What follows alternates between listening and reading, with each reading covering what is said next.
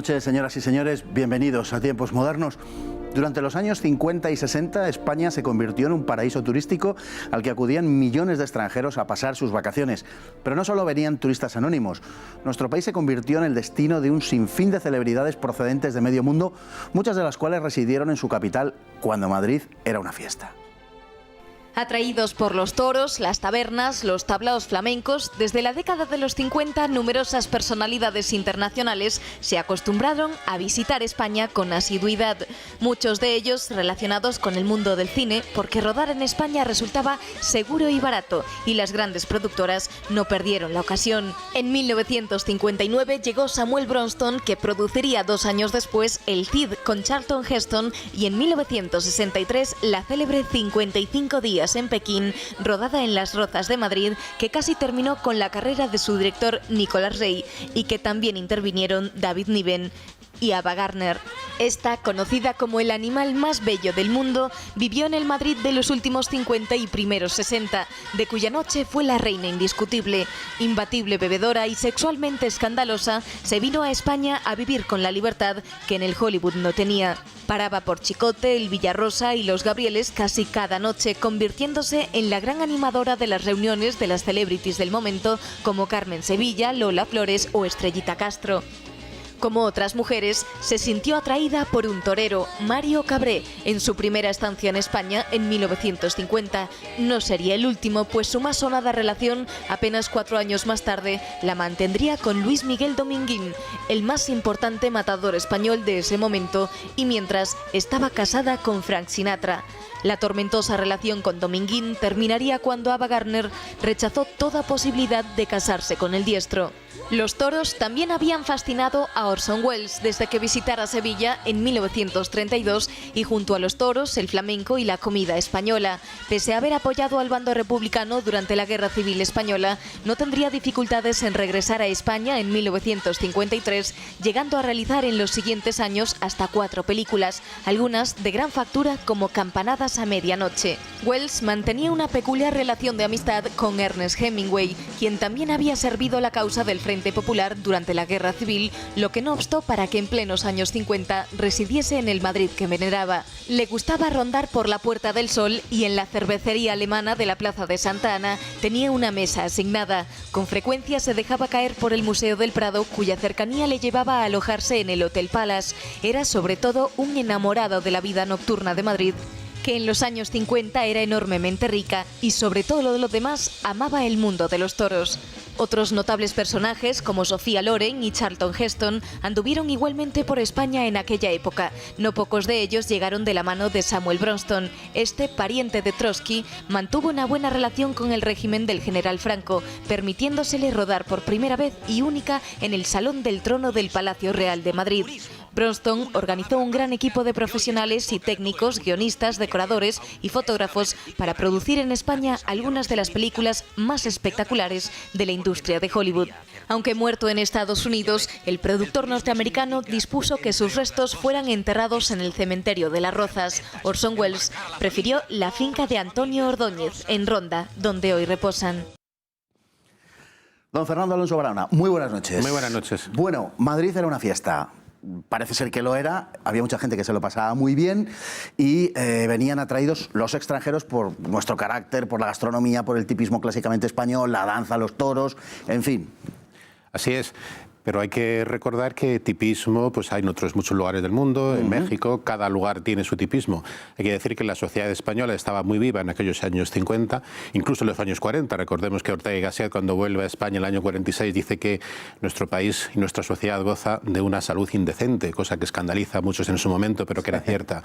Hay que traer la idea de que estas personas, estas estrellas, venían a España no solo a divertirse, sino que algunos hicieron grandes industrias, grandes películas, es decir, que aquí se ofrecía esa posibilidad de trabajar, puesto que no olvidemos que a partir de 1959, con el plan de estabilización, España sufre, o al contrario, va a experimentar un gran avance económico, un gran desarrollo, de tal manera que no es solamente el turismo, o no es solamente estas actrices, actores o directores, como se ha dicho en la presentación, para pasarlo bien, sino que algunos, como Orson Welles, o Charlton Heston o Anthony Mann, realizarán obras maestras, realizarán películas interesantes y obras auténticamente trascendentales. Por lo tanto, es industria, es trabajo y es desarrollo.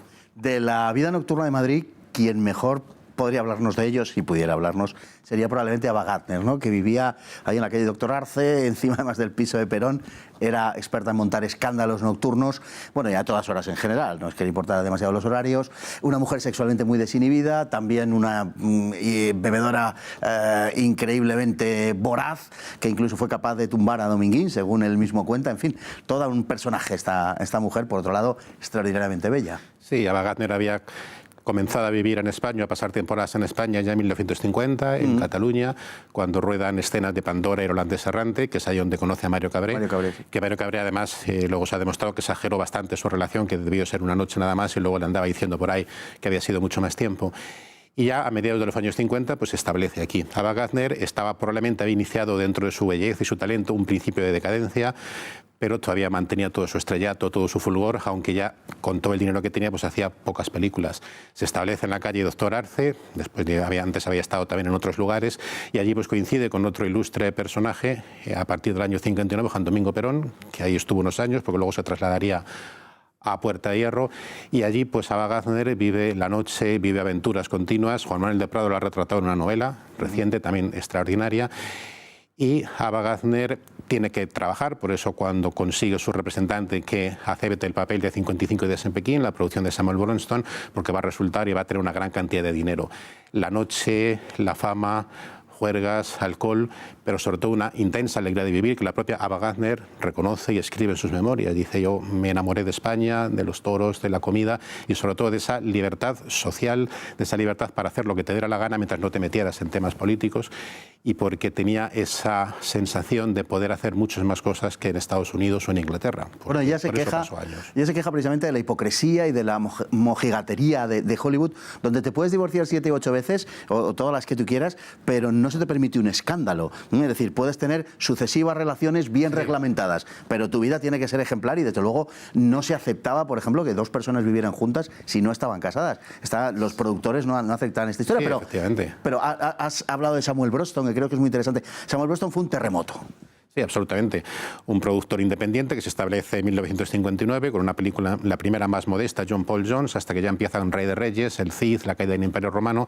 Y para ver o estudiar la época hay que ver que Samuel Bronston consigue traer a España a lo más granado, a las personas, a los actores, actrices y directores más de moda, Charlton Heston y John Wayne, que eran el número 1 en aquel momento. Heston después de hacer Los 10 Mandamientos y Ben-Hur, y John Wayne, que estaba de máxima actualidad, Anthony Mann, Nicholas Ray, y hace obras maestras. Antes decía que no solamente venía aquí para tratar de pasárselo bien, sino que El Cid es una obra de arte, una de las mejores películas de la historia del cine, y además dejó huella en la industria española. Yo he conocido a gente que trabajó con él, Gil Parrondo, que falleció hace poco, uno de nuestros grandes escenógrafos, Luis María Delgado, director de cine. Es decir, que él consiguió también crear una escuela de figurinistas, de decoradores, de directores de fotografía, de técnicos españoles que eran grandemente considerados en todo el mundo. Una auténtica industria que, por desgracia, duró poco porque cayó después de la caída del Imperio Romano, pero ahí continúan las películas. Fascinó a Kennedy esa película, la del Cid.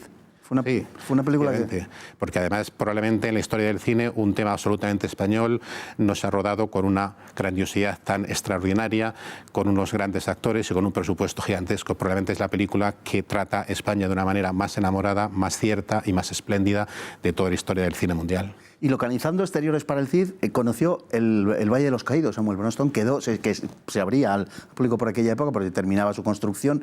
Quedó tan impresionado que quiso hacer e hizo una película documental sobre él, que le ofreció a Franco. Bueno, Samuel Bronston era pariente de Trotsky, nada menos, y se le ofreció la película a Franco, y como regalo, digamos, que le ofreció que le pusiera el título a la película, y Franco quiso que se titulara El Valle de la Paz. Sí, Samuel Bronston era de ascendencia judía, era un gran admirador de Cecil B. DeMille y quiso aquí traer su imperio. Y se quedó enamorado del Valle de los Caídos porque, haciendo esas localizaciones para el Cid, pues muchas no las podía rodar porque se veía la cruz, entonces tenía que cambiar la localización, y por eso se interesó a ver qué había allí.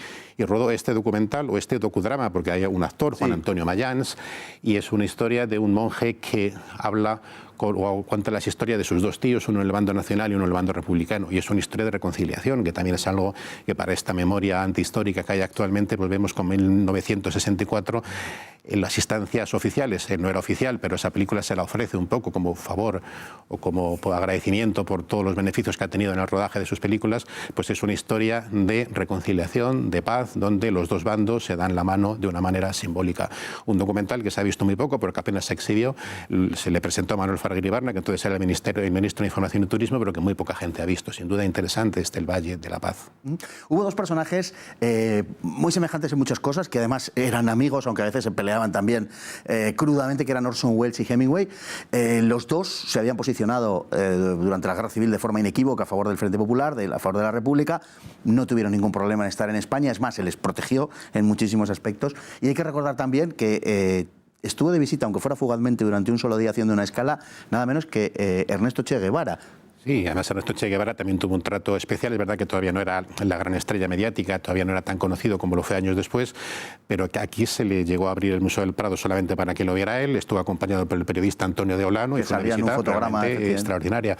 Orson Welles, otro de los grandes cineastas que estuvo enamorado de España y además rodó como película española una de sus grandes películas, Campanadas a medianoche, que es cine español. También Don Quijote estuvo durante una década tratando de terminar esa película. Orson Welles era de esa izquierda americana independiente, inteligente, que un día declaró que las izquierdas y los progresistas pues habían traicionado sus ideales porque para salvar sus piscinas, que es algo que define muy bien lo que es el progre millonario y el progre americano, que poco tiene que ver con una personalidad como Orson Welles.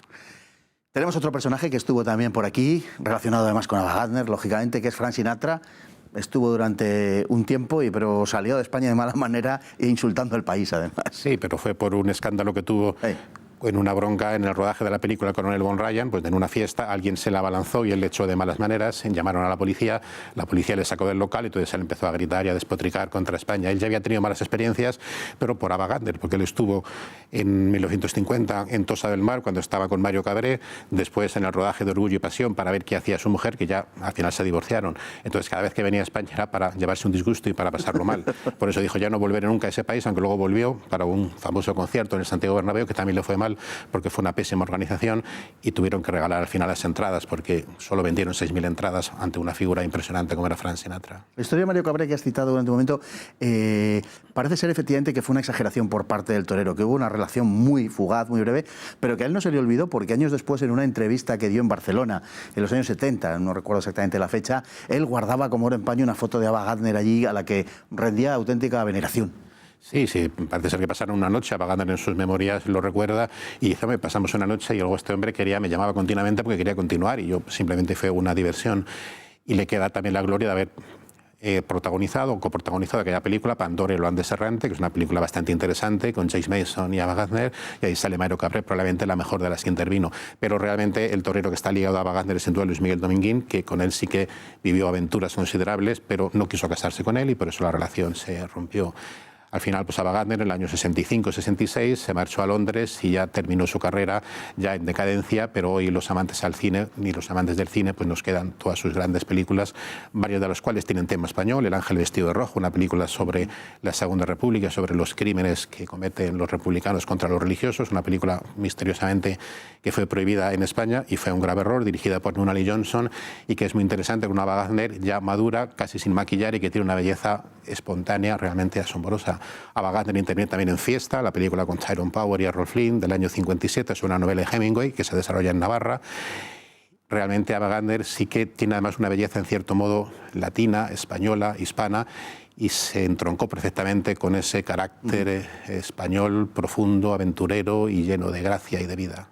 Algo debía tener aquella España, sin duda ninguna, cuando Samuel Bronston, Orson Welles quisieron que sus restos reposasen aquí, en un caso en Las Rozas, donde más trabajó él, y en otro caso en la finca de Antonio Ordóñez en Ronda. En fin, ahora nos cuentan algunas otras historias un poquito diferentes, pero esa es la realidad de la España. Entonces, muchísimas gracias, don Fernando Alonso Barahona, de corazón, por estar con nosotros. Y a todos ustedes recomendarles que en las fechas en las que estamos no está de más que adquieran este Belén por el módico precio que les aparece ahí en pantalla y que pueden adquirir en ese teléfono o en la dirección de correo electrónico que les figura debajo. Muy buenas noches y hasta el próximo programa, si Dios quiere.